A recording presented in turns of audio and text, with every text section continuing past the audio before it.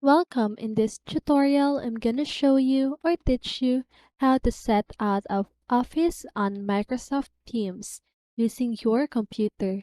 So if you want to know how I did it, just keep on watching. So before we begin with the tutorial, I'm just gonna tell you that this feature depends on where you live because some of the country doesn't have this feature, okay?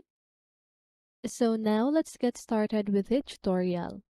So first of all, you want to open your Microsoft Teams. Then just go ahead and log in your account. After that, just go ahead and click on your profile. I'm sorry, at the three little dots beside your profile picture. Now click on Settings. And here at the General section, you need to scroll down and you should see the option here to set out of office. Okay, so as you can see, I don't have that feature yet because I think it is not available on my country.